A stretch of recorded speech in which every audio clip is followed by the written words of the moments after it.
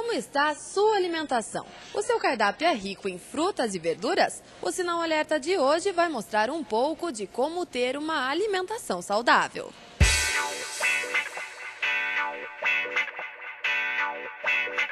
Nós vamos conversar com a nutricionista Débora, que vai nos explicar como funciona na prática o uso de cada grupo durante um passeio no Mercado Municipal de Curitiba.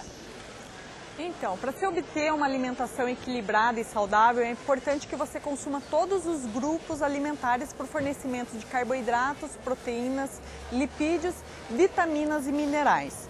Então, por exemplo, o carboidrato, ele é importante para o fornecimento de energia na forma de glicose, que é o principal combustível do músculo e do sistema nervoso. É importante o consumo de proteínas para reparação muscular e crescimento. É importante também a ingestão de lipídios, que é a gordura, porque todas as nossas células do nosso corpo, elas possuem uma membrana de gordura e para produzir hormônios também é muito importante.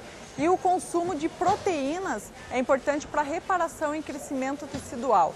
Doutora, tá, mas no mundo de hoje em dia tem tanto fast food, comida congelada, como que a gente consegue ter uma vida saudável em meio a tantos alimentos?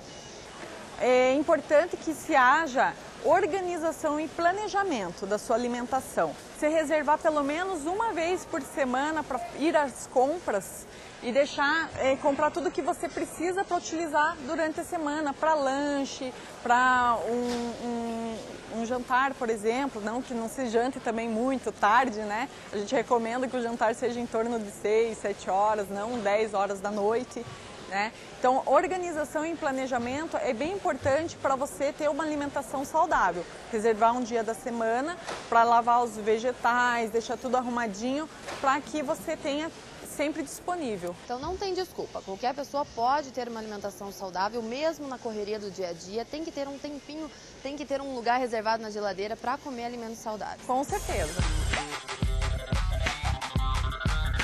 Para as pessoas que optam por uma alimentação vegan, onde não se consome carne, leite e ovos, é importante não se esquecer de fazer uma combinação adequada entre cereais e leguminosas, pois esses dois componentes, né, esses dois alimentos, juntos fornecem todos os aminoácidos essenciais para formar uma proteína.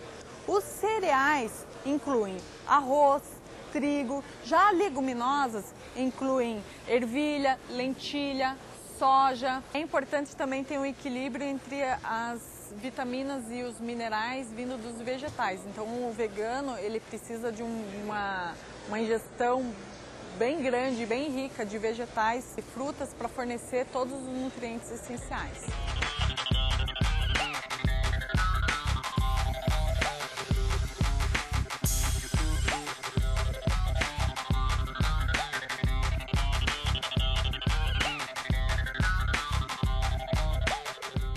Então, doutora, vamos aproveitar que nós estamos aqui no Mercado Municipal de Curitiba e eu vou pedir para você me mostrar alguns alimentos que não podem faltar num prato. Vamos lá?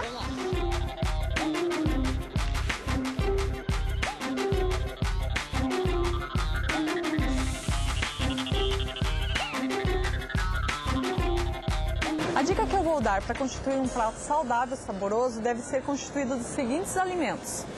Não pode faltar no seu prato vegetal verde escuro. Por exemplo, a couve, né? Então daria para escolher a couve, porque é fonte de ferro, cálcio, magnésio, ácido fólico. É importante a salsinha, que ela dá um tempero, né? Dá tempero no molho, né? Você pode utilizar a salsinha. É importante que esse prato tenha cor, então a gente pode utilizar a cenoura, que é rica em beta-caroteno. É importante que esse prato também tenha fonte de carboidrato, porque o carboidrato é que fornece energia para o nosso organismo. Então você pode escolher uma batata, o importante é que ela seja cozida ou assada. Você pode optar também, né, se você não gosta de batata, você pode utilizar a batata doce também como uma opção. Um vegetal cozido, né, uma abobrinha. Ó, tá ficando bem variado, tá? O tomate, de repente para fazer um molho. E para ficar mais saboroso ainda e nutritivo, para temperar essa salada, a gente pode utilizar o limão, que é fonte de vitamina C e vai ajudar na absorção do ferro dos vegetais. Então, limão. Utilizar também é interessante como sobremesa uma fruta, né? Pode ser uma fruta cítrica, como a laranja, a tangerina, um kiwi, ou até mesmo uma pera, que fornecem fibras que vão dar mais saciedade para o seu organismo e melhorar o funcionamento gastrointestinal.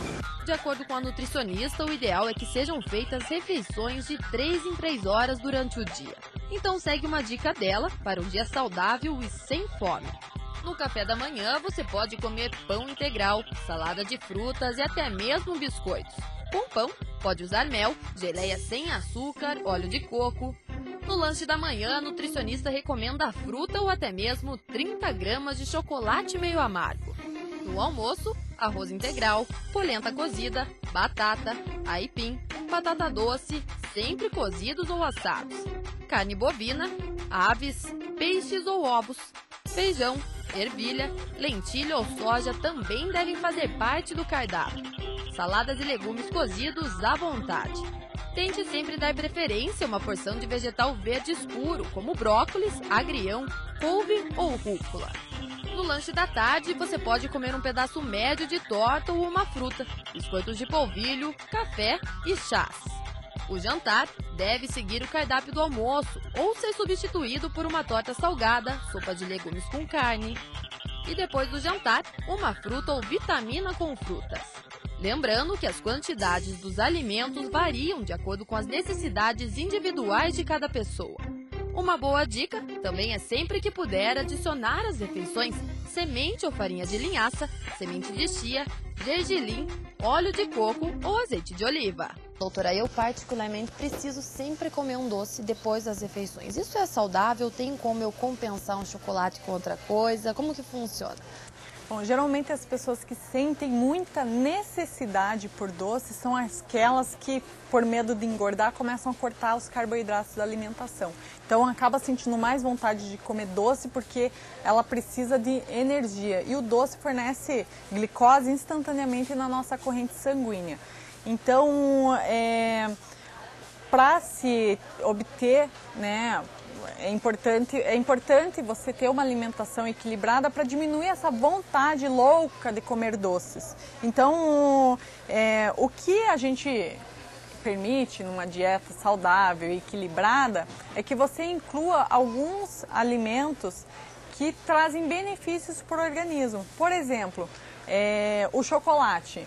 O chocolate meio amargo, ele é benéfico, inclusive o cacau ajuda no processo de emagrecimento, porque o cacau ele é termogênico, né? Não preciso necessariamente e ele abrir mão, possui então, do antioxidantes também, flavonoides. Você pode então fazer uma troca, em vez de consumir o chocolate normal, consumir o chocolate meio amargo. No início você vai achar um pouco diferente, mas o nosso paladar com o tempo, ele vai se adaptando, então você acaba acostumando a consumir esse alimento. Mas dizer, ele também eu posso comer em grande quantidade ou tem um limite para o chocolate meio amargo? Então, o que a gente recomenda é uma ingestão de 25 a 30 gramas por dia. Então é uma barrinha pequena ou 4 quadradinhos.